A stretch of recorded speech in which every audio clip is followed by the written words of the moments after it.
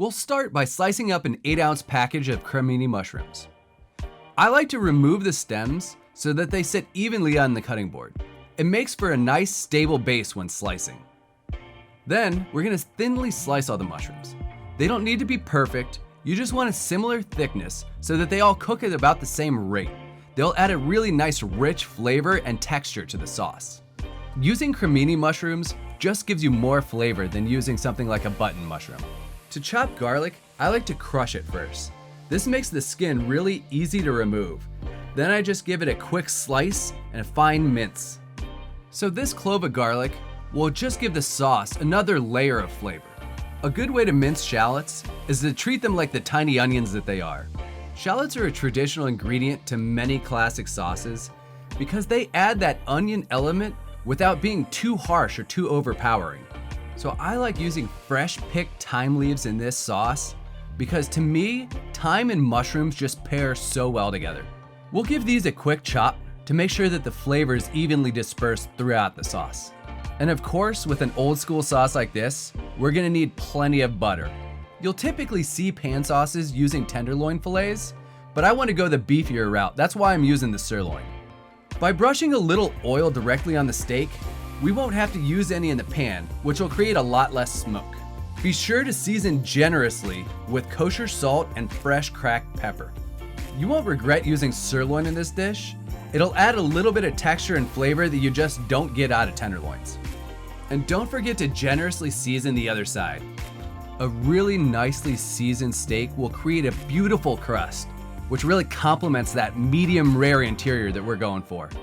Hey, and if you don't like your steak medium rare, you can choose your degree of doneness here.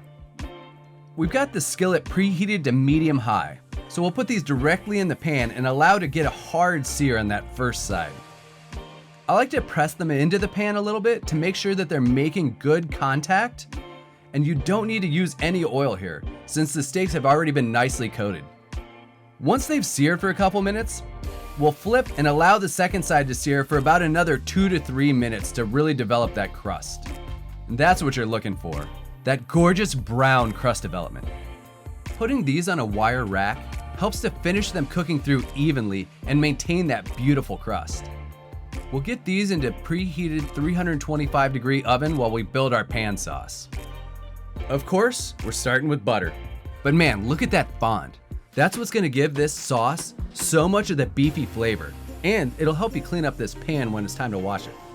First, we'll go in with the mushrooms, because mushrooms have a lot of moisture in them, and we wanna make sure that evaporates and we can get a good sear and develop some flavor on it. It is really important to cook out a good amount of that moisture before you start adding the other ingredients. Now that's a good looking seared mushroom.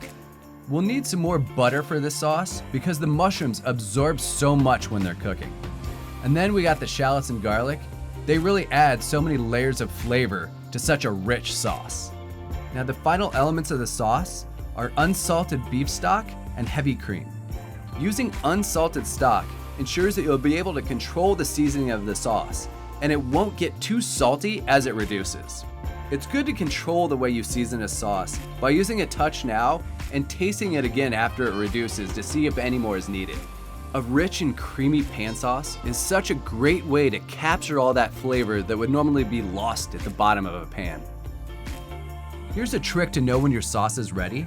It should be thick enough to coat the back of a spoon and keep a line when you run your finger through.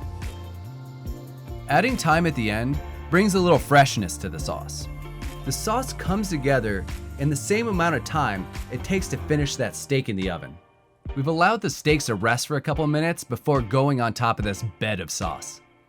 All right, and this sauce, let me tell you, smothering this with that sauce is really just worth the time you put into it. It's so rich and creamy, it goes great with a steak like this. Now let's dig into this steak. I was going for medium rare, and it looks like it came out perfect. If you like this video, make sure to like and subscribe. Thanks for watching, and we'll see you next time.